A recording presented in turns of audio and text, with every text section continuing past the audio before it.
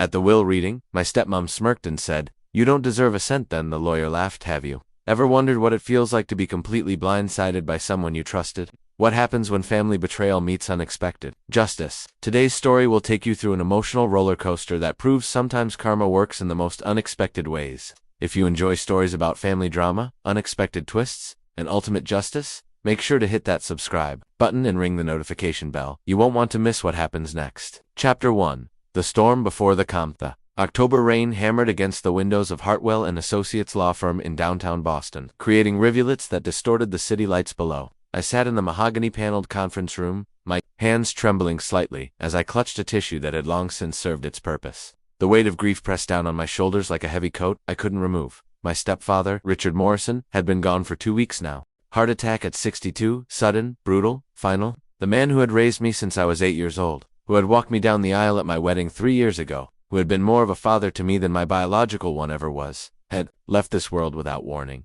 Across the polished conference table sat my stepmother, Victoria Morrison, her perfectly manicured fingers drumming impatiently against her designer handbag. At 55, she looked a decade younger, thanks to what Richard had always jokingly called her maintenance appointments, though I suspected they cost more than most people's cars. Her blonde hair was pulled back in a severe bun, and her black Chanel suit probably cost more than my monthly salary as a social worker. "Can we please get this over with?"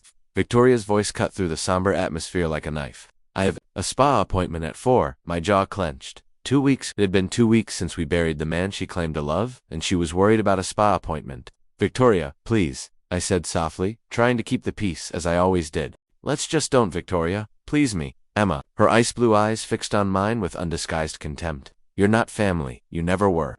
Richard felt sorry for you and your pathetic mother, that's all." The words hit me like a physical blow. My mother had died of cancer when I was 15, leaving Richard to raise a grieving teenager alone. He'd never once made me feel like a burden. If anything, he'd told me countless times that becoming my stepfather was one of the greatest joys of his life. "That's enough," said a firm voice from the doorway. Mr. Hartwell, Richard's longtime attorney, entered the room carrying a leather briefcase and wearing an expression that suggested he'd heard Victoria's comment. At 70, James Hartwell was a distinguished man with silver hair and kind eyes behind wire-rimmed glasses. He'd been Richard's friend since college and had handled all of his legal affairs for over 30 years.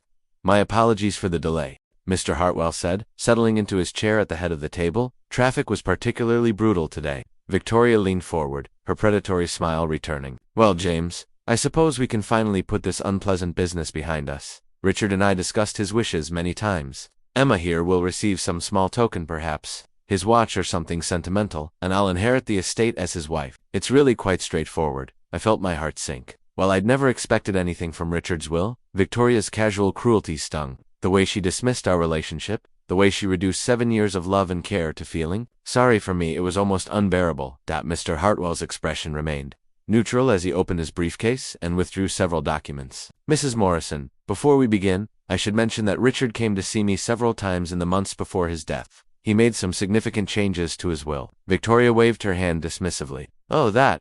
He probably added some charity donations. Richard was always soft-hearted about his causes. How much are we talking about?" "I hope it's not more than 50,000. I have plans for that money." The casualness with which she discussed her dead husband's money made my stomach turn. I'd watched Richard work 12-hour days building his construction company from nothing. He'd started with 1 truck and ended up with Morrison Construction, one of the most respected firms in New England. Every dollar had been earned through sweat, sacrifice, and integrity. "Actually," Mr. Hartwell said, adjusting his glasses, "the changes were quite extensive. Richard spent considerable time ensuring his final wishes were precisely documented." Something in his tone made me look up. There was an odd gleam in his eye, almost like he was suppressing something. Victoria, however, seemed oblivious to the undercurrent in the room. "We'll get on with it then," she said impatiently. "Read the thing so I can get out of here. This whole affair is so morbid." Mr. Hartwell cleared his throat and began. "The last will and testament of Richard James Morrison, dated August 15th of this year." As he spoke the formal opening words, I felt a strange shift in the atmosphere. Victoria sat back in her chair with a satisfied smirk, already mentally spending her inheritance. But something about Mr. Hartwell's demeanor suggested this reading wasn't going to go the way she expected. The rain continued to pound against the windows, and I couldn't shake the feeling that this storm was about to become much more intense. Chapter 2. The unraveling. Mr. Hartwell's voice filled the conference room as he read through the standard legal language of the will. Victoria examined her perfectly polished nails, occasionally glancing at her phone, Clearly bored by the formalities, I sat frozen in my chair, still processing her earlier cruelty, trying to prepare myself for whatever small token Richard might have left me. Now we come to the specific bequests, Mr. Hartwell announced, his voice taking on a slightly different tone to my beloved stepdaughter, Emma Catherine Morrison Walsh. My heart stopped. Morrison Walsh, Richard had insisted I hyphenate my name after marriage, saying he wanted me to carry his name forward even after I had a family of my own. The fact that he'd used my full hyphenated name in his will felt significant somehow. Who has been the light of my life, and the daughter I never had but always wanted, I leave the following. Victoria's head snapped up from her phone, smirk faltering slightly. What did he just say? Mr. Hartwell continued reading. First, to Emma, I leave my father's pocket watch, engraved with our family motto, honor above all. This watch has been passed down through 3 generations of Morrison men, and now passes to the person who best embodies its meaning. Tears welled up in my eyes. Richard had shown me that watch countless times, telling me stories about his father and grandfather. I'd never dreamed he'd leave it to me. Second, to Emma, I leave my complete collection of first edition books, knowing her love of literature will ensure they are cherished and cared for. Victoria's face was turning an interesting shade of red. This is ridiculous. Get to the real inheritance, James. Stop wasting time with trinkets. But Mr. Hartwell wasn't finished. Third, to Emma, I leave my 1967 Mustang convertible, which we restored together during her senior year of high school. May it bring her as much joy as those Saturday afternoons in the garage brought me. I was crying openly now. Richard and I had spent months working on that car together. It had been his way of coping with my mother's death, giving us both something to focus on, something to build together. Those Saturday afternoons had been some of the happiest moments of my teenage years. James, what the hell is going on here? Victoria's composure was cracking. These are just sentimental items. When do you get to the house, the business, the real money? Mr. Hartwell looked at her over his glasses. I'm getting there, Victoria. Patience, please. He returned to the document. Fourth, to Emma, who has shown unwavering loyalty, integrity, and love. I leave Morrison Construction in its entirety, including all assets, contracts, and future earnings. The silence in the room was deafening. Victoria's mouth fell open, her face draining of color. I felt like I'd been struck by lightning. I'm sorry, I whispered. Could you repeat that? Morrison Construction, Mr. Hartwell repeated clearly. The business Richard built over 30 years goes to you, Emma. Every truck, every contract, every employee, every dollar in the business accounts. Victoria shot to her feet so violently, her chair fell backward. That's impossible. I'm his wife. You can't leave a business to some charity case. Richard wouldn't do that to me. Mrs. Morrison, Mr. Hartwell said calmly, please sit down. There's more. Victoria's voice was rising to a shriek. What more could there possibly be? She's already stealing my inheritance. Fifth, Mr. Hartwell continued, as if Victoria hadn't spoken, to Emma, I leave the family home at 47 Maple Street, along with all furnishings, personal effects, and the surrounding 2 acres of land. I thought Victoria was going to have a heart attack. The house on Maple Street was worth at least $2 million. It was a Victorian mansion that had been in Richard's family for 4 generations, lovingly maintained and updated over the years. Notorious screamed. Absolutely not. That house is mine. I've lived there for 7 years. I decorated it. I chose the curtains. Actually, Mr. Hartwell said mildly, according to Richard's notes, most of the decorating was done by Emma's mother before her death, and later by Emma herself. You primarily updated the master suite. The dig was subtle but unmistakable. Victoria had indeed redecorated the master bedroom within weeks of moving in, erasing every trace of my mother's presence.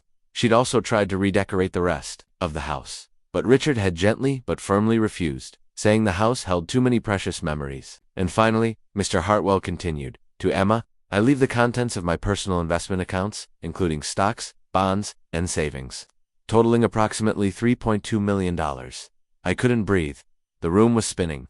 In the span of 5 minutes, I'd gone from expecting a keepsake to inheriting a multi-million-dollar estate and a thriving business. Victoria stood frozen, her face cycling through shades of red and purple. Finally, she found her voice.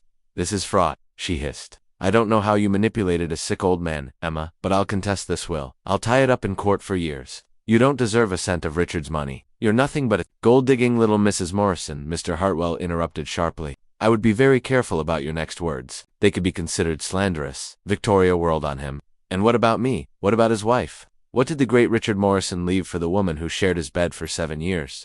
Mr. Hartwell consulted the will again, and I swear I saw the ghost of a smile cross his face. Ah yes, here we are. To my wife, Victoria Morrison, who has shown her true character in countless ways, I leave the sum of $1.50 and my sincere hope that she finds the happiness that has so clearly eluded her during our marriage." Silence that followed was so complete. I could hear the rain against the windows and the ticking of the antique clock on the wall. Victoria's face went through several more color changes before settling on a deathly pale. $1, she whispered. $1, Mr. Hartwell confirmed, though Richard did add a tissel. "If Victoria contests the will or attempts to claim any other portion of the estate, even the dollar will be revoked and donated to charity." That's when Victoria's composure completely shattered. Chapter 3, The Truth Revealed. "You manipulative little bitch." Victoria's voice echoed off the conference room walls as she pointed a manicured finger at me. "I don't know what lies you told him, what stories you made up, but this is theft. I'll destroy you in court." I sat in stunned silence, still trying to process what had just happened. The numbers swirled in my head. Morrison, construction, the house, $3.2 million. It was impossible to comprehend. Mr. Hartwell, however, seemed completely unfazed by Victoria's outburst. In fact, he looked almost amused. "Mrs. Morrison," he said calmly, "before you make any threats you might regret, perhaps you should hear." "What else?" Richard left. "What else?" Victoria spun around to face him. "What else could there possibly be?" Mr. Hartwell reached into his briefcase and withdrew a sealed envelope. Richard left this letter to be read aloud in the event that anyone questioned his decisions. He was quite specific that it should be read in its entirety. He opened the envelope with deliberate care and unfolded several pages of Richard's familiar handwriting. Victoria remained standing, her hands clenched into fists at her sides. "In Richard's own words," Mr. Hartwell began, then cleared his throat, and continued, "If you are hearing this letter, it means someone has questioned my final wishes. Most likely Victoria, though I hope I'm wrong about that. James, please read this exactly as I've written it, no matter how uncomfortable it becomes." Victoria's face was already pale, but something in Mr. Hartwell's tone made her sink slowly back into her chair. "First, let me be absolutely clear about my mental state.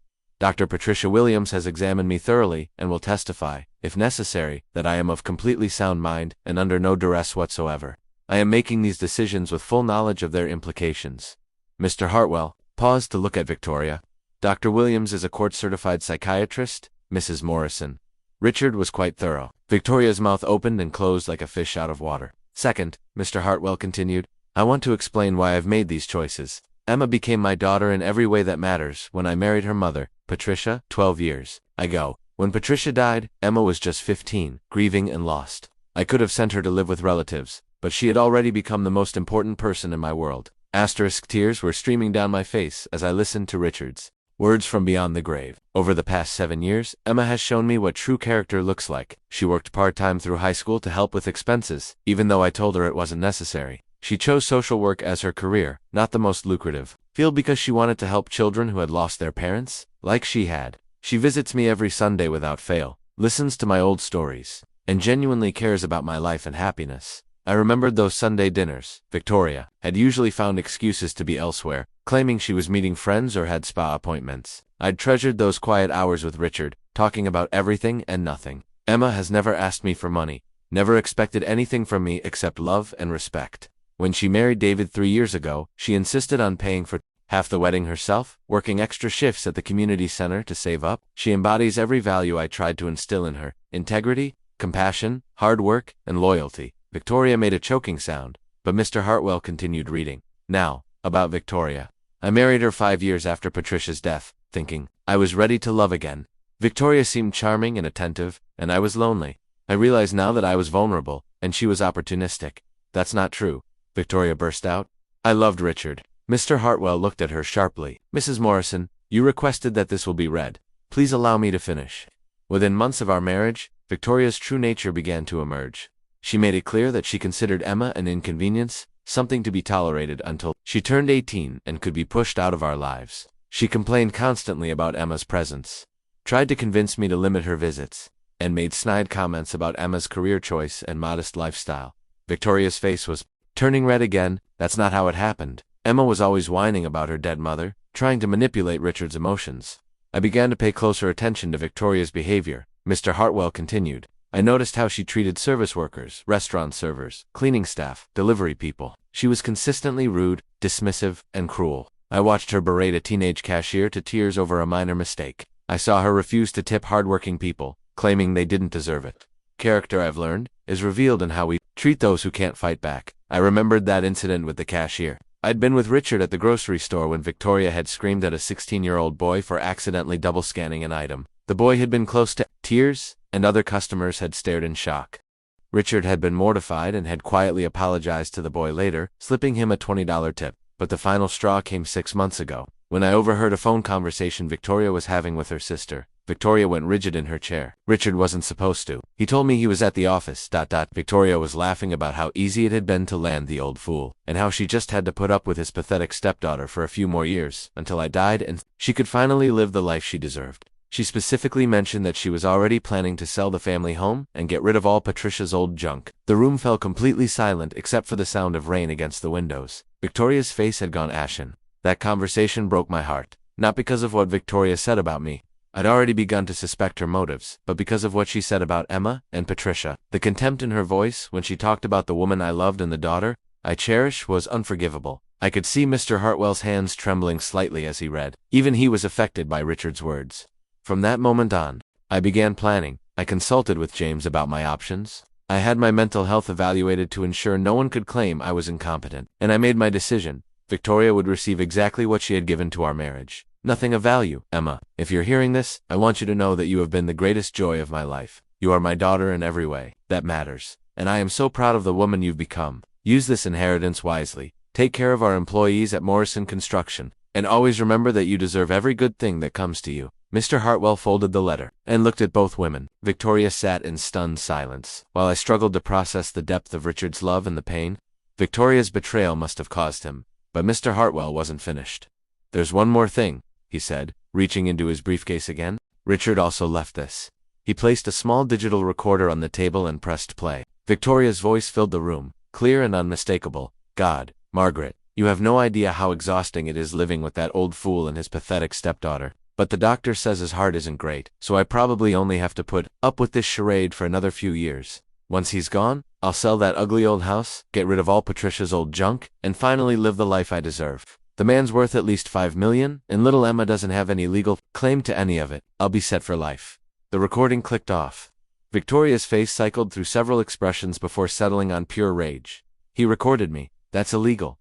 You can't use that. Mr. Hartwell shook his head. Actually, Mrs. Morrison, Massachusetts is a one-party consent state. Since Richard was in his own home, the recording is perfectly legal. Victoria stood up so abruptly that her chair toppled over again. This isn't over. I'll fight this. I'll hire the best lawyers in Boston. That gold-digging little Mrs. Morrison, Mr. Hartwell interrupted, his voice taking on a steely edge. I would strongly advise you to reconsider. Richard anticipated that you might contest the will, which is why he was so thorough in his preparations. We have documented evidence of your true feelings about this marriage, your mental health evaluations, and several witnesses who can testify to your character. He leaned forward slightly. Moreover, if you contest this will and lose, which you will, you'll be responsible for all legal fees for both sides. Emma's legal fees, your legal fees, court costs, expert witness fees. We're talking about hundreds of thousands of dollars, Mrs. Morrison, and according to the codicil, Richard added, if you contest the will, even your $1 inheritance will be donated to charity. Victoria stood frozen, her mouth opening and closing silently. However, Mr. Hartwell continued, his tone softening slightly. Richard did leave one final option for you. Chapter 4, Justice and New Beginnings. Victoria's eyes narrowed suspiciously. What option? Mr. Hartwell pulled out one final document. Richard established what he called the Victoria Clause. If you accept the will without contest, if you make no attempt to claim any additional inheritance, and if you agree to certain conditions, he authorized me to provide you with a one payment of $50,000 in 6 months to vacate the family home. $50,000. Victoria's voice was shrill. That's insulting. Considering that the alternative is $1 and potential bankruptcy from legal fees, Mr. Hartwell said calmly, I'd say it's quite generous. I found my voice for the first time since the letter had been read. What are the conditions? Mr.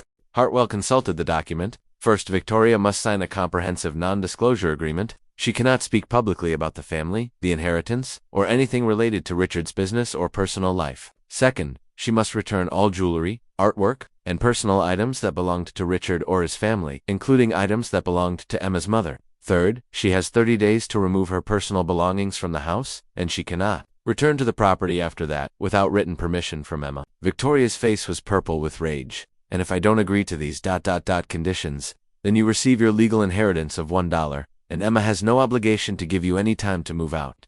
As Richard's widow, you have certain legal rights regarding the marital home, but those rights expire 30 days after probate. Without the agreement, you'd have 30 days to leave anyway. but without the $50,000.